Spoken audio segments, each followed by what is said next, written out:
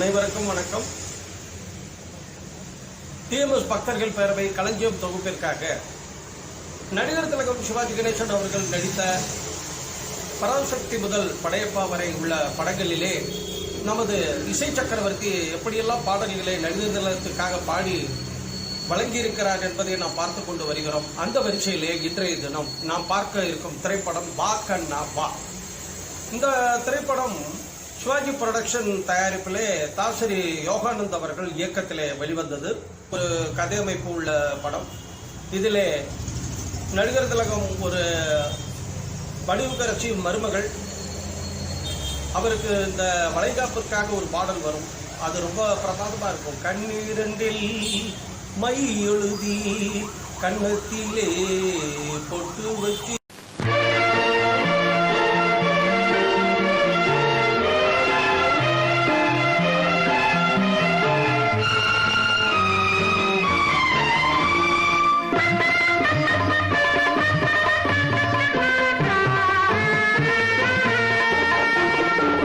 கண்ணிரண்டில் my எழுதி கண்ணத்திலே பொட்டு வச்சு கண்ணிரண்டில் மை எழுதி கண்ணத்திலே பொட்டு வச்சு காலமெல்லாம் பார்க்க வேணும் ஆண்டவன் தான் காக்க வேணும். காலமெல்லாம் பார்க்க வேணும் ஆண்டவன் தான் காக்க வேணும். கண்ணீரண்டில் மை எழுதி கண்ணத்திலே பொட்டு வச்சு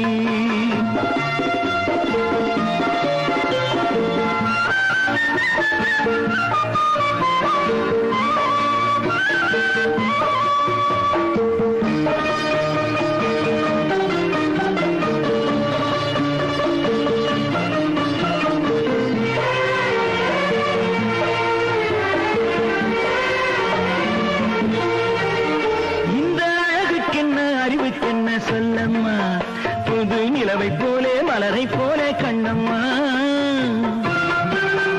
வண்ணஜரிகை பட்டும் நகையும் நட்டம் பாரம்மா. எந்த மகளுக்கீடாய் அகிலத்தில் தான் யாரம்மா.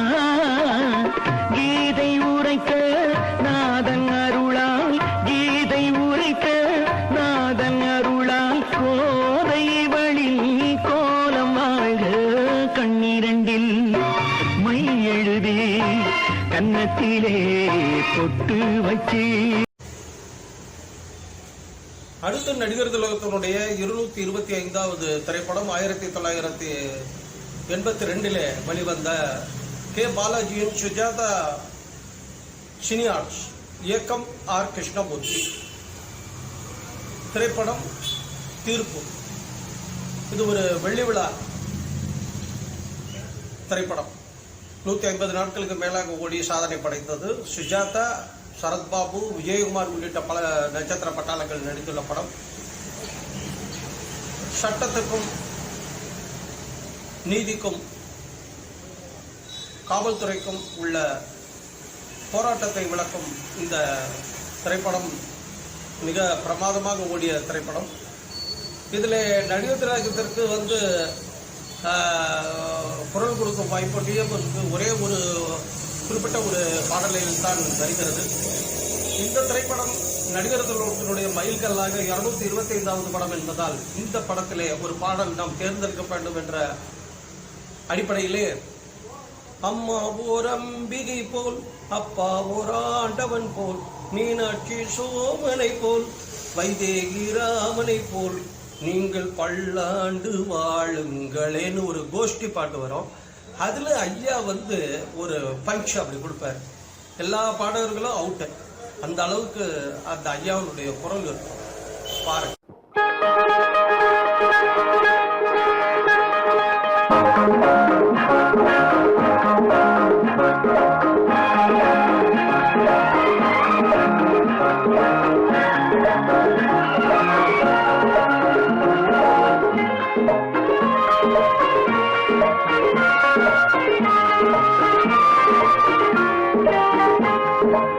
அம்மாவோர் அம்பிகை போல் அப்பாவோர் ஆண்டவன் போல் மீனாட்சி சோமனை போல் வைதேகி ராமனை போல் கண் கண்ட தெய்வங்களே நீங்கள் பல்லாண்டு வாழுங்களே.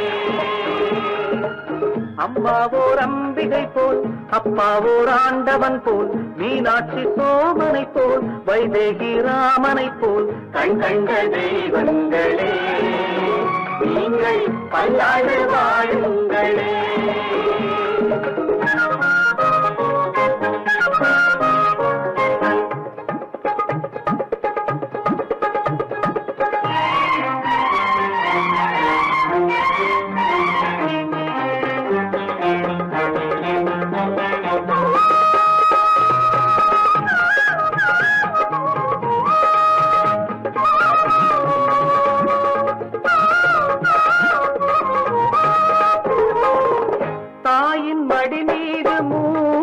தமிழ் போல் நாங்கள் உருவாகினோம்.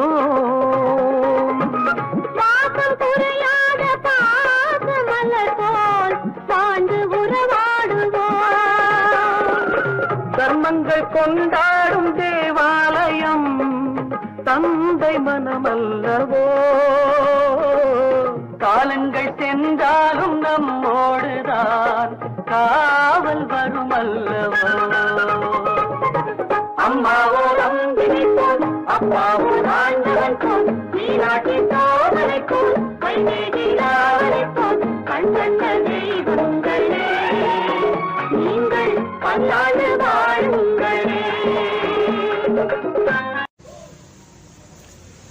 அடுத்த திரைப்படம் நடிகர் திலகத்துக்கு நடிப்புக்கு ஒரு கதாபாத்திரமாகவே வாழ்ந்த ஒரு கலைஞருடைய நிலையை எடுத்து காட்டும் படம் மிருதங்க சக்கரவர்த்தி. நடிகர் திலகத்தினுடைய 237வது திரைப்படம் 1983 வந்தது.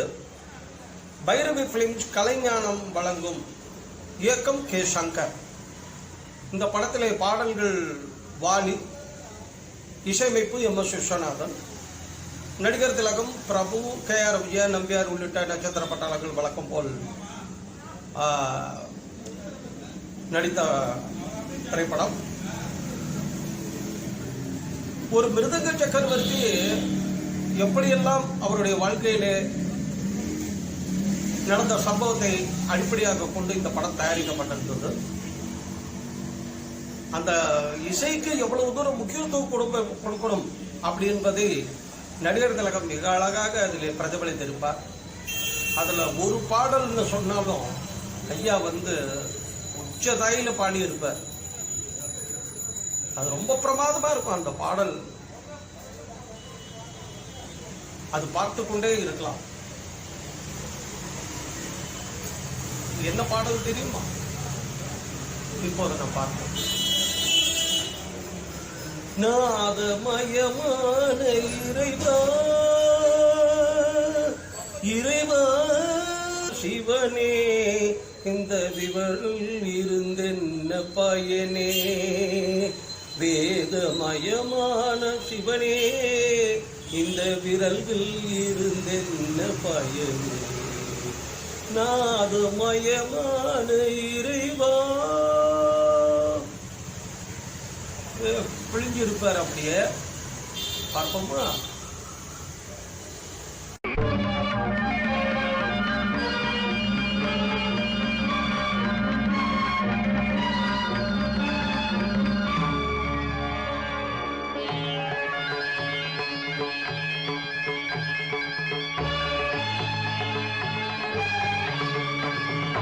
நாதமயமான இறைவா இறைவா,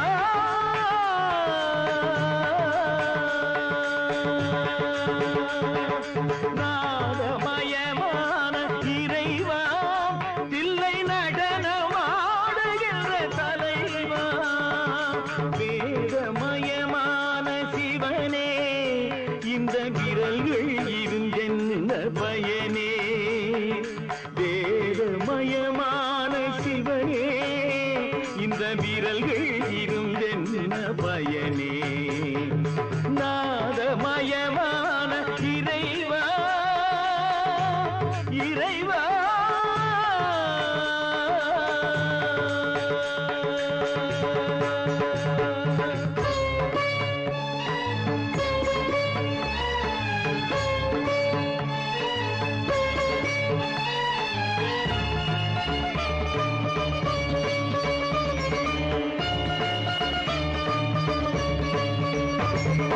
மாலை சூடியவள் மௌனத்தில் இருக்க பிள்ளை பேச்சில் மனம் புண்ணாகி தவிக்க மாலை சூடியவள் மௌனத்தில் இருக்க பிள்ளை பேச்சில் மனம் புண்ணாகி தவிக்க மிருதங்கம் போல் இங்கு நானும் ஏன் இரு பக்கம் அடி வாங்க வேண்டும் மிருதங்கம் போல் இங்கு நானும் ஏன் இரு பக்கம் அடி வாங்க வேண்டும் தந்தையானை மீறி நின்ற மகனே தந்த காயம் மாறவில்லை அரணே நான்